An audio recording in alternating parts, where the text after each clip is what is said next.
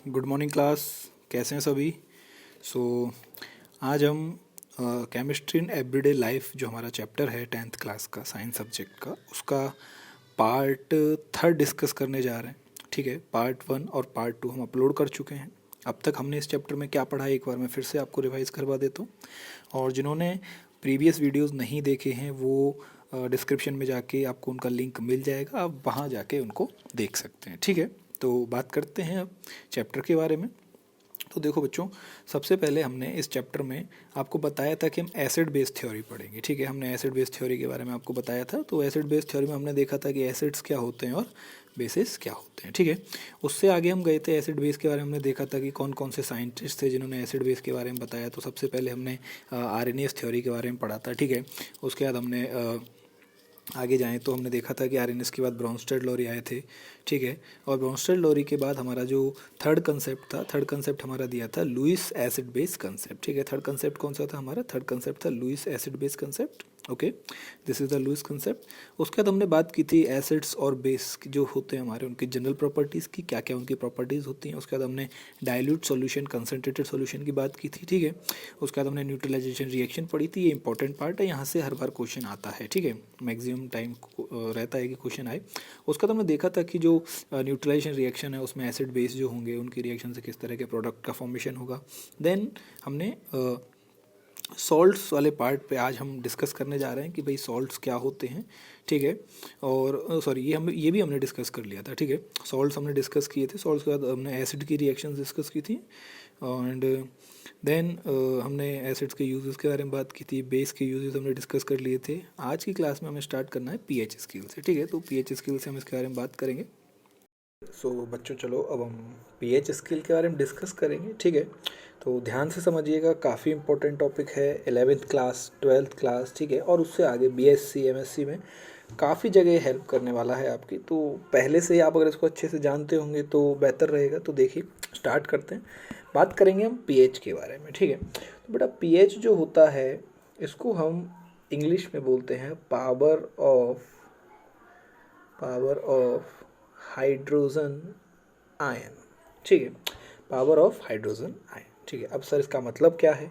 तो देखो बेटा, पावर ऑफ हाइड्रोजन आयन का मतलब क्या होता है कि पीएच जो है ये एक स्केल था। ठीक है, लाइक जैसे हमारा स्केल होता है जिसकी हेल्प से हम लेंथ को मेज़र करते हैं, ऐसे ये एक पीएच है जो हमें एसिडिटी एंड बेसिसिटी जो है कंपाउंड्स की वो मेज़र करने में हेल्प करता है। ठीक है, तो यहाँ पर हम जो एसिडिटी और बेसिसिटी मेज़र करते हैं उसको मेज़र करने का हमारा जो मेथड है वो होता है H+ आयन की कंसंट्रेशन कैलकुलेट करना, कि हमारा जो सॉल्यूशन है उसमें H+ आयन जो हैं उनकी नंबर क्या है, उनकी कंसंट्रेशन क्या है। ठीक है, तो अगर H+ आयन ज़्यादा होंगे, अगर H+ आयन क्या होंगे, ज़्यादा होंगे, तो हम कहेंगे कि हमारा जो सॉल्यूशन है वो एसिडिक है। ठीक है, और अगर H+ आयन कम होंगे, H+ आयन कम होने को हम ऐसे मानते हैं कि OH- आयन ज़्यादा हैं, ऐसे माना जाता है। ठीक है, तो हम अगर माने कि H+ आयन कम है तो हम कहेंगे कि भाई ये जो है ये हमारा बेसिक नेचर का होगा या हो सकता है। ठीक है, तो पीएच के बारे में देखिए किसने बताया ये भी हम आपको डिस्कस कर लेते हैं। तो पीएच के बारे में सोरेनसन करके एक साइंटिस्ट थे जिन्होंने पीएच स्केल डिस्कवर किया, जिन्होंने पीएच स्केल की बारे में हमें बताया। ठीक है, तो आइए बेटा देखो उसमें आगे बात करेंगे। देखिए क्या कह रहा है, एक बार थ्योरी हम पढ़ लेते हैं यहाँ पे। दैट प्रपाउंडेड बाई सोरेनसन ने इसको प्रपाउंड किया था। ठीक है, करेक्ट कर लेना इसको, थोड़ा जे आ गया है इसकी जगह। It is use to measure the strength of acid and base. देखिए बात वही आई कि हम एसिड और बेस की स्ट्रेंथ की बात करेंगे। ठीक है, उसको मीज़र करने में हमारी हेल्प करेगा कि कोई एसिड है, मान के चलिए हमारे पास 3-4 एसिड दे दिए, तो कौन एसिड ज़्यादा स्ट्रॉन्ग है, कौन एसिड कम स्ट्रॉन्ग है, कैसे पता करेंगे? तो वो पीएच स्केल की हेल्प से हम उसके बारे में कैलकुलेट कर सकते हैं कि भाई ये स्ट्रॉन्ग है, ये वीक है। देखिए ठीक है, इसी तरह हम बेसिस के बारे में पता कर लेंगे। 3-4 बेस दे दिए हमें कि कौन सा बेस ज़्यादा स्ट्रॉन्ग है, ज़्यादा बेसिक कैरेक्टर शो करता है, कौन कम बेसिक कैरेक्टर शो करता है। ठीक है, आगे क्या कह रहा है देखिए, this scale measure hydrogen ion concentration. ये क्या करता है, जो H प्लस आयन है हमारे पास उनकी कंसंट्रेशन को कैलकुलेट करेगा, जैसा मैंने अभी आपको बताया।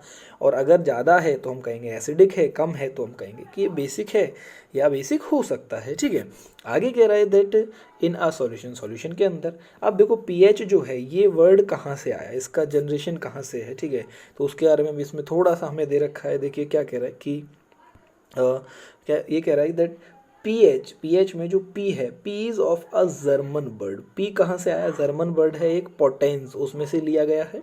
पोटेंस का मतलब है स्ट्रेंथ, पावर। ठीक है, और यहाँ पे जो H है, H डिनोट करता है हाइड्रोजन आयन को। ठीक है, तो बात वही आ गई that pH is what, pH is simply power of hydrogen ion like H plus ion. ठीक है, इनको हम हाइड्रोनियम आयन भी बोल सकते हैं, हाइड्रोजन आयन बोल दीजिए, हाइड्रोनियम आयन बोल दीजिए, बात वही है। ठीक है, H प्लस को हम प्रोटोन भी कहते हैं, तो पावर ऑफ प्रोटोन भी बोला जा सकता है, लेकिन वो ज़्यादा सूटेबल नहीं है, हम हाइड्रोजन आयन या हाइड्रोनियम आयन बोलेंगे। ठीक है, आगे बात करेंगे बेटा पीएच कैसे कैलकुलेट करते हैं। देखिए, तो आगे चलते हैं।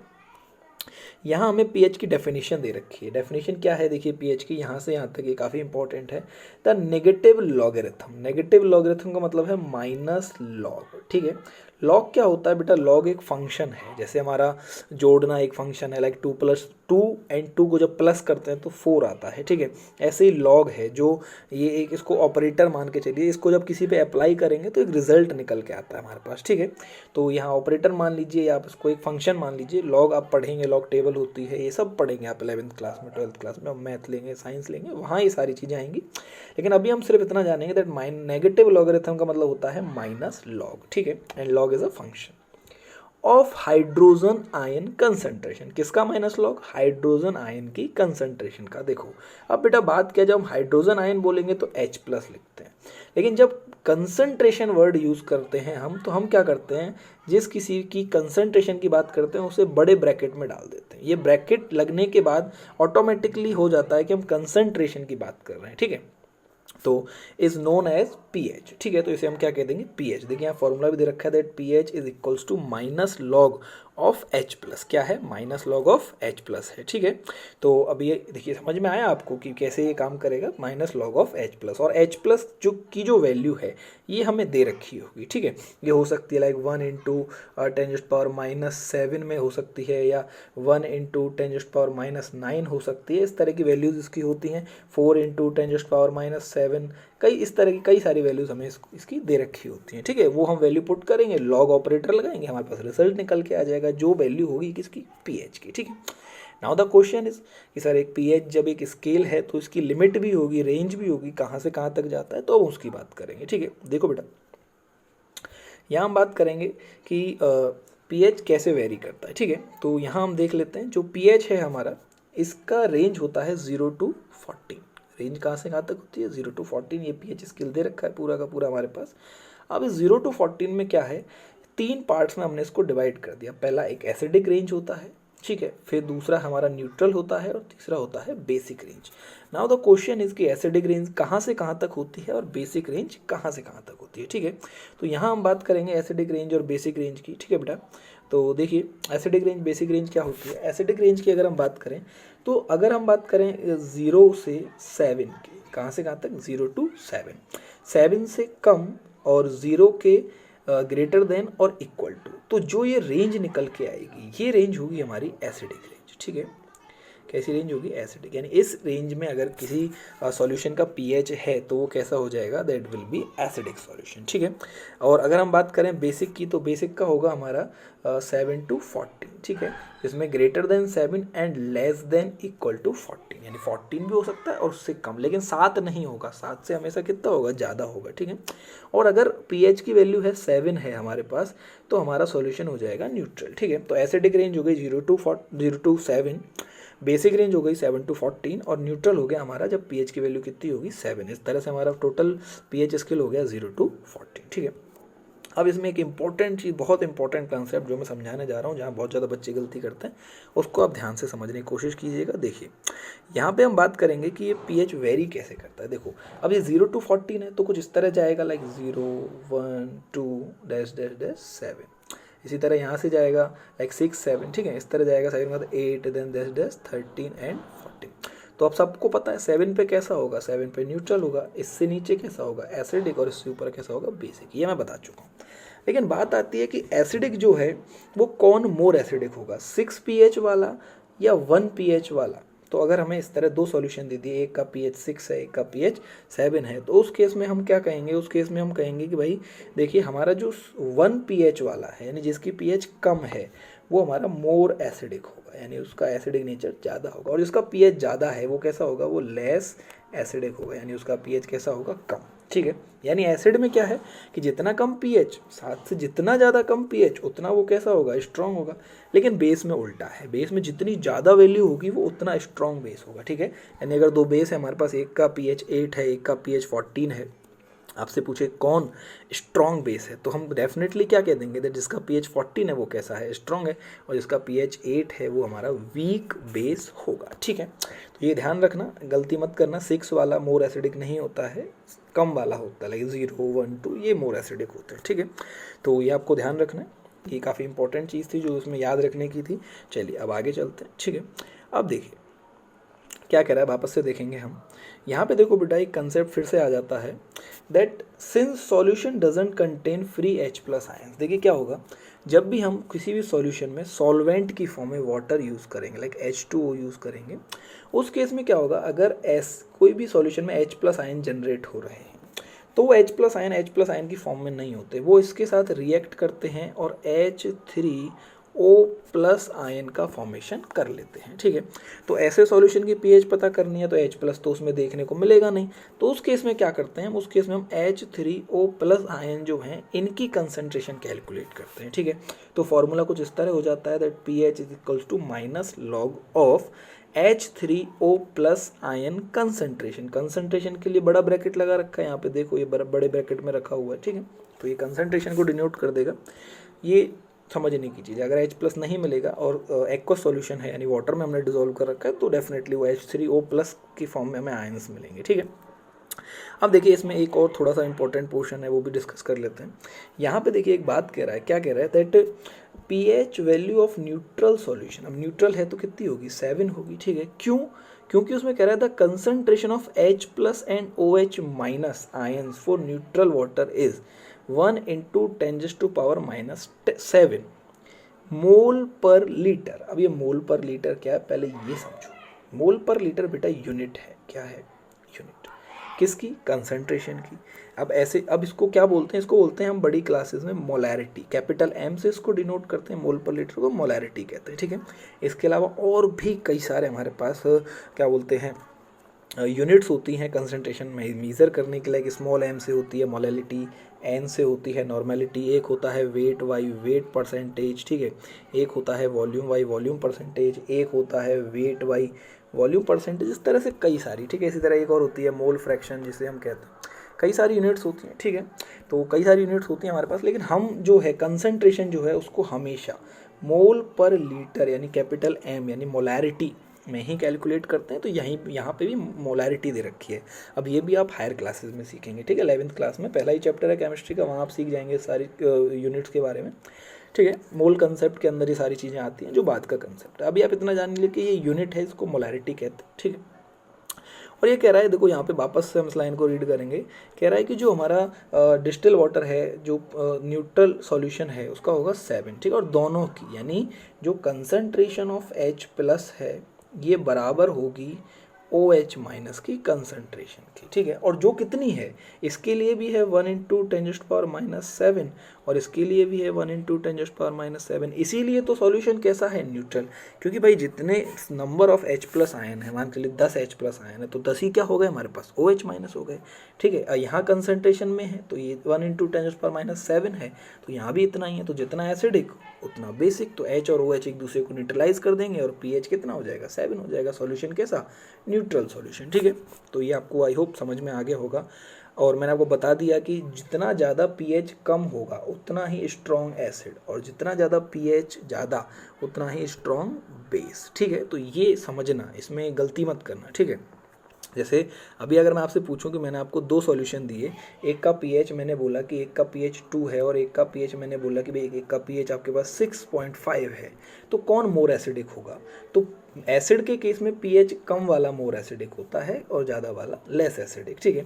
अगर यहाँ पे मैं आपको क्वेश्चन देता, मान के चलिए मैं बोलता आपके पास दो मैंने सॉल्यूशन दिए और एक का पीएच जो है, एक का पीएच 9 है और एक का जो पीएच है, एक का पीएच मैंने आपको 11.5 दे दिया, कौन मोर बेसिक है? तो यहाँ आप बोलेंगे मोर बेसिक कौन है? मोर बेसिक वो है जिसका पीएच ज़्यादा है, ठीक है, ना कि वो जिसका कम, ठीक है। तो ये चीज़ें आपको ध्यान में रखनी है, ठीक है। चलिए अब आगे चलते हैं। पीएच की कुछ एप्लीकेशन है हमारी लाइफ में, कुछ यूजेस हैं पीएच के, उनके बारे में बात करेंगे। देखिए, तो सबसे पहला है हमारा importance of pH in daily life, कि हमारी डेली लाइफ में पीएच कहाँ कहाँ हमारे काम आता है। सबसे पहला पॉइंट दे रखा है एसिडिटी इन स्टमक, कि हमारा जो स्टमक है उसमें एसिडिटी हो जाती है। अब कब होती है? जब हम कई बार जो है ऊट पटांग तरीके से या टेस्ट में बहुत सारा खाना खा जाते हैं, ठीक है, तो हमारे पेट में क्या है? एसिडिटी, स्टमक में एसिडिटी होने लगती है, ठीक है। अब एसिडिटी का कंसेप्ट क्या है? कंसेप्ट देखिए सिंपल सा है। हम जब भी खाना खाते हैं तो हमारे स्टमक में उसको डाइजेस्ट करने के लिए HCl सिक्रेट होता है, which is a strong acid, ठीक है।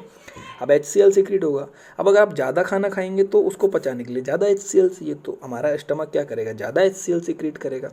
और जब HCl ज़्यादा सिक्रेट होगा तो एसिडिक कंटेंट ज़्यादा हो जाएगा स्टमक में, उस केस को हम कहते हैं एसिडिटी, खट्टी डकार आती है, ठीक है, थोड़ी सी जलन भी होती है पेट में, तो ये एसिडिटी हो गई। अब ऐसे केस में क्या करेंगे हम? ऐसे केस में हमें भाई एसिडिटी को कम करना है, तो हम क्या करेंगे? एसिडिटी को, देखो मेरी बात ध्यान सुनिएगा, एसिडिटी को या एसिड कंटेंट को कम करना है, फिनिश नहीं करना है। फिनिश कर देंगे तो डाइजेशन ही नहीं होगा, पेट में खाना सड़ने लगेगा फिर, तो वो नहीं करना है हमें, एसिड को कम करना है, ज़ीरो नहीं करना है, ठीक है।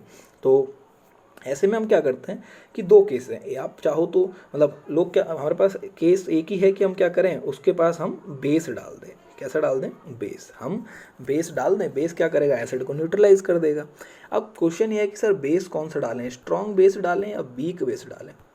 भाई बेस तो दो तरह के हैं, एक स्ट्रॉन्ग बेस, एक वीक बेस। तो देखो कभी भी स्ट्रॉन्ग बेस को नहीं यूज़ करते हैं, ठीक है।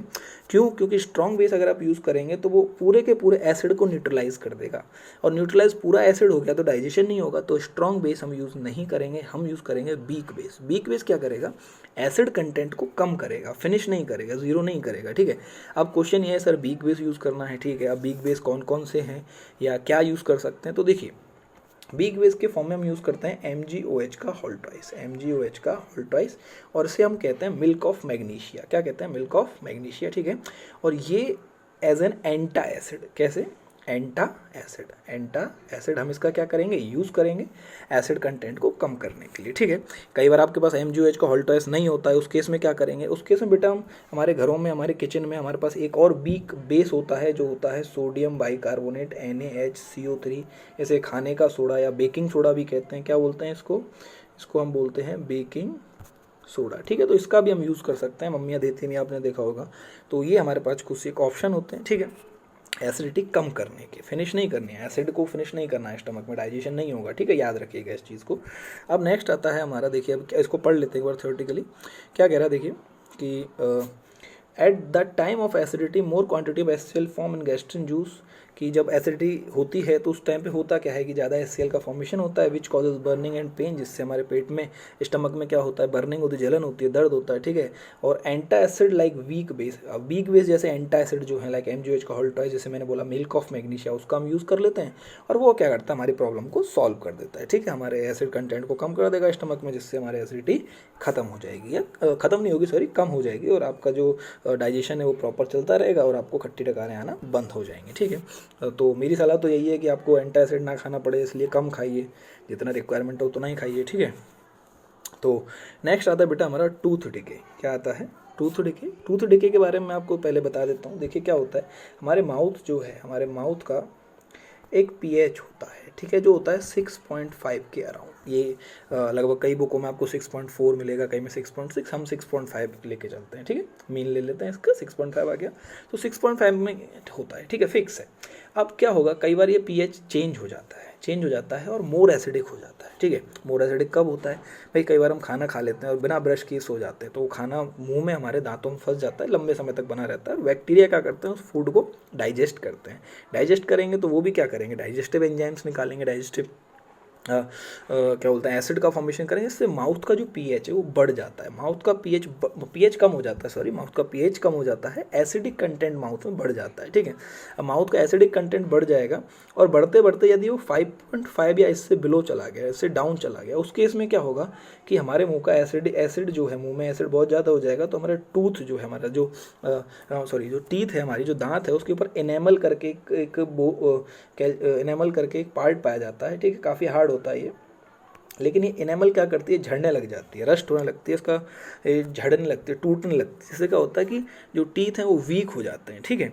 अब ये केस है, तो देखिए क्या कह रहा है इसके बारे में पढ़ लेते हैं हम एक बार कि pH of mouth is approximate 6.5, mouth का pH 6.5 है। After taking food the bacteria present in mouth, जब हम खाना खाते हैं तो मुंह में जो बैक्टीरिया होते हैं वो प्रोड्यूस एसिड प्रोड्यूस करते हैं, and the reaction remaining attach in and the reaction from remaining food attach in teeth, मुंह में जो खाना बच जाता है उससे रिएक्शन करते हैं, विच decreases the pH of mouth, जो मुंह के पीएच को कम कर देता है। If the value of pH is less than 5.5, pH का वैल्यू 5.5 से कम है तो क्या होगा, द इनेमल, जो दांत के ऊपर वाला पार्ट होता है, इनेमल बोलते हैं, ऑफ टीथ इज डिकेड, वो झड़ जाता है, डिके हो जाता है। सो टूथपेस्ट शुड बी डन, इसलिए हमें ब्रश करना चाहिए खाना खाने के बाद, या हमें हम अपना जो मुंह है वो क्या करना चाहिए, वो बेसिक सॉल्यूशन जो है, ठीक है, उससे क्या है वॉश करना चाहिए, जिससे क्या होगा कि जो एसिडिक कंटेंट है वो माउथ का वो ऑलरेडी कम नहीं होगा, वो 6.5 के अराउंड बना रहेगा, ठीक है।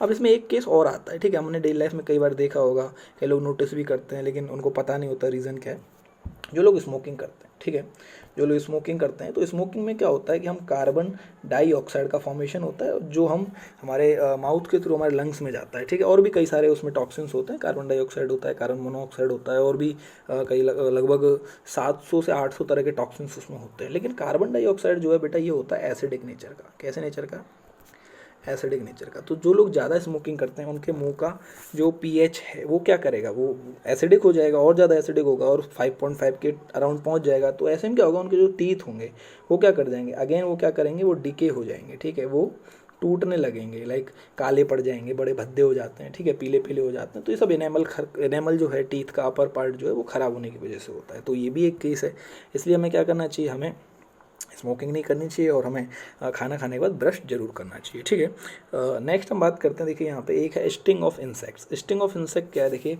आपने कई बार देखा होगा, जैसे आपको कोई भी कीड़ा काट लेता है, ठीक है, कोई भी लाइक आप मान के चलिए एंट होती है, ठीक है, चींटी होती है, चींटी कई बार काट लेती है, चींटी काट तो जलन होने लगती है, ठीक है, आपको बर्निंग होने लगती है, बर्निंग होती है, उस जगह स्वेलिंग आ जाती है, ठीक, काफ़ी तेज़ जलन होती है। तो उसका रीज़न क्या है, तो नेचर ने क्या कर रखा है, कुछ एक इंसेक्ट्स को उनके प्रोटेक्शन के लिए स्टिंग दे रखा है, और उनका जो स्टिंग होता है, जो डंक होता है, उसमें कई तरह के एसिड प्रेजेंट होते हैं, ठीक है, एसिड्स प्रेजेंट होते हैं, और ये एसिड जब क्या करता है हमारी बॉडी में एंटर करता है तो जलन होती है, ठीक है।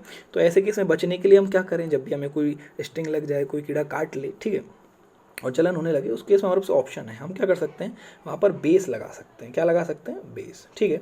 अब बेस में वही केस आता है, मैंने आपको बताया कि बेस दो तरह का, एक स्ट्रॉन्ग है और एक वीक है। कौन सा लगाएंगे, तो हमेशा याद रखना वीक लगाएंगे, स्ट्रॉन्ग नहीं लगाएंगे। बोले सर यहाँ क्यों नहीं लगाएंगे स्ट्रॉन्ग, यहाँ तो हमें पीएच को ख़त्म ही करना है, न्यूट्रलाइज ही करना है उसको, लेकिन फिर भी हम स्ट्रॉन्ग नहीं लगाएंगे। उसका रीज़न क्या होता है कि जब स्ट्रॉन्ग एसिड और स्ट्रॉन्ग बेस की रिएक्शन होती है तो रिएक्शन तो न्यूट्रलाइज हो जाएगी, लेकिन जो हीट निकलेगी वो बहुत ज़्यादा होगी। हीट कैसी होगी, बहुत बहुत ज़्यादा होगी। तो ऐसे केस में जलन होगी, और ज़्यादा जलन होगी, जल जाएगा उस जगह से, ठीक है। तो वो हमें नहीं करना है। हम क्या करेंगे, हम वहाँ पे वीक बेस ही यूज़ करेंगे। वो क्या करेगा, वो धीरे धीरे करके उस पीएच को या उसको न्यूट्रलाइज करेगा, ठीक है, और बर्निंग नहीं होगी क्योंकि उतना हीट का फॉर्मेशन नहीं होगा। ओके, तो ये हमें ध्यान रखना है। देखिए क्या कह रहा है, the sting of insects like honey, bee, ant, spider secretes the क्या कह रहा है, देखिए सीक्रेट्स द एसिड। क्या सीक्रेट करेगा, एसिड सीक्रेट करेगा, which on coming contact to our skin, जो जब हमारी स्किन के कॉन्टैक्ट में आएगा, creates burning and pain of skin, यानी स्किन पे क्या होगा, जलन होगी बहुत तेज। इफ़ एट दैट टाइम, उस समय पर we use basic salt like NaSO3। NaSO3 क्या है? वही हमारा बेकिंग सोडा जो हमारे घरों में इजीली अवेलेबल होता है। तो हम क्या करेंगे, बेकिंग सोडा वहाँ पे लगा देंगे, या बेकिंग सोडा का थोड़े से वाटर में बना हुआ सॉल्यूशन वहाँ पे लगा देंगे, ठीक है। So at that place then the effect of acid will neutralize. तो एसिड का इफेक्ट क्या होगा, न्यूट्रलाइज हो जाएगा, और वो जलन होना, वो बर्निंग होना क्या होगी, बंद हो जाएगी। तो ये आपको याद रखना है, ठीक है। क्योंकि घर में काफ़ी छोटे बच्चे होते हैं, तो उस केस में क्या करेंगे कि भाई अगर उनको कई बार कोई चींटी वीटी काट ले तो उनको हम ये एज अ प्राइमरी ट्रीटमेंट हम उनको ये दे सकते हैं, ठीक है। तो इसका ध्यान रखना है। और साइंस का मतलब यही है कि हम उसे हमारे डेली लाइफ में लेके आएँ, so it is beneficial, okay. आगे चलते हैं, देखिए आगे क्या कह रहा है। नेक्स्ट है हमारा एसिड रेन, ठीक है। ये काफ़ी इंपॉर्टेंट है, यहाँ से आपके बोर्ड में क्वेश्चन देखने को मिलता है, सो इसको आपको ढंग से पढ़ना है, ठीक है। This is important. Acid rain क्या होती है, देखिए वैसे तो जब रेनिंग सीजन होता है, जब रेन होती है, तो रेन का जो वाटर है वो न्यूट्रलाइज होता है, ठीक है। न्यूट्रलाइज होता है, उसका pH 7 होता है, ठीक है। लेकिन आजकल क्या है, इंडस्ट्रियल जो पॉल्यूटेंट्स हैं, जो गैसेस निकलती हैं, लाइक सल्फर के जो ऑक्साइड्स हैं SO2, SO3 एंड नाइट्रोजन के जो ऑक्साइड्स लाइक NO2, NO3, ये सभी क्या कर रहे हैं, बहुत ज़्यादा अमाउंट में क्या होते हैं, प्रोड्यूस होते हैं और हमारे एनवायरनमेंट में चले जाते हैं, ठीक है। एटमॉस्फेयर में चले जाते हैं। और जब रेन होती है, जब बारिश होती है, तो ये क्या करते हैं, ये सारे के सारे गैसेज जो हैं वाटर में डिजोल्व हो जाती हैं, और वाटर में डिजोल्व होकर अर्थ पे रिटर्न होती हैं, ठीक है।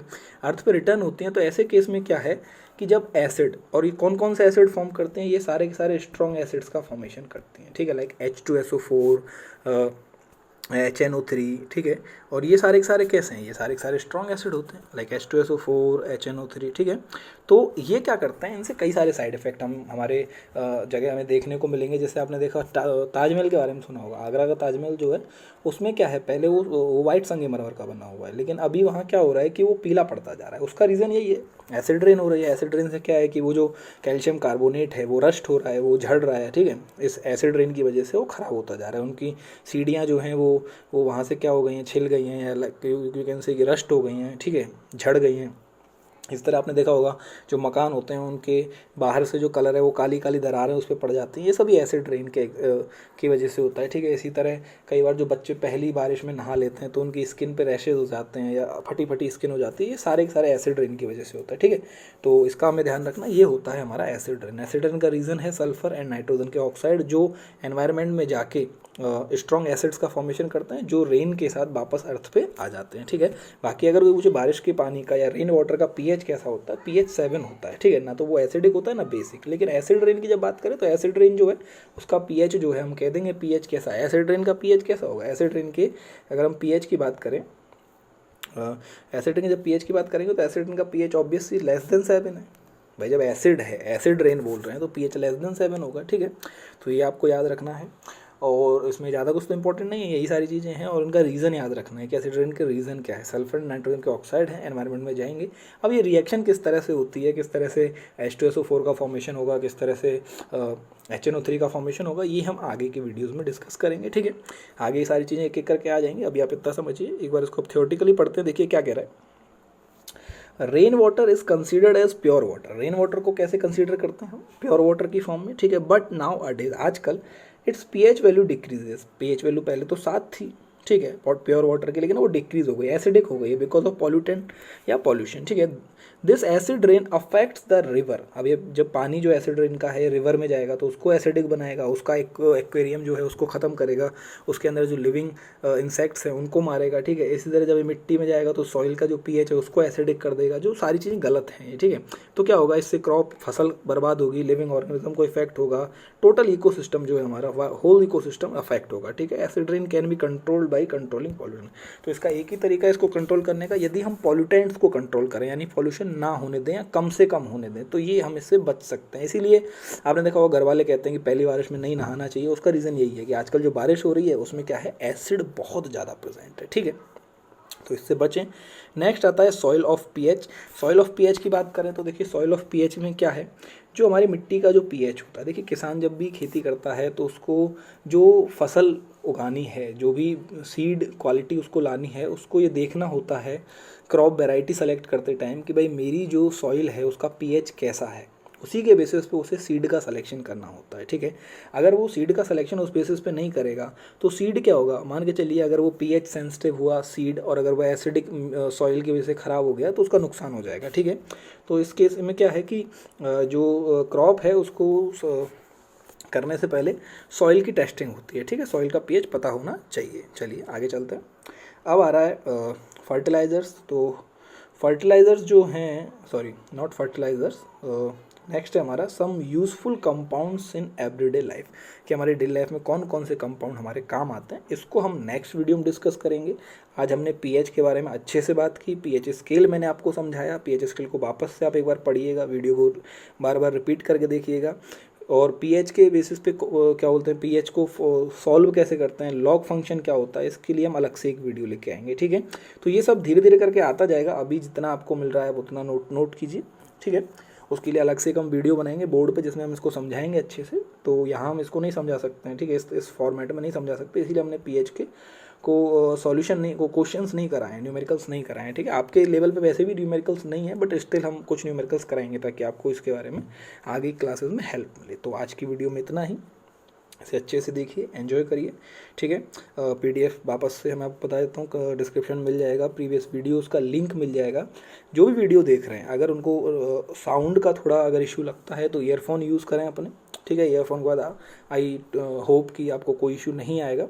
एंड मोस्ट इम्पॉर्टेंट, जो भी ये वीडियो देख रहा है कमेंट सेक्शन में डालें कि उन्हें वीडियो कैसा लगा, कंटेंट समझ में आया या नहीं आया, ठीक है। और नेक्स्ट वीडियो अब आपका 1-2 दिन में आ ही जाएगा, तो चैनल को आप सब्सक्राइब कीजिए ताकि आपको हर लेटेस्ट वीडियो का नोटिफिकेशन मिलता रहे और आप इसी तरह पढ़ते रहें, ठीक है। फीडबैक के फॉर्म में ज़रूर आप कमेंट्स में डालिएगा और जो जो आपको डाउट हैं उनके बारे में भी डालिएगा। नेक्स्ट क्लासेस में हम उनको भी डिस्कस करेंगे, ओके। सो आज की क्लास के लिए इतना ही। Goodbye, take care.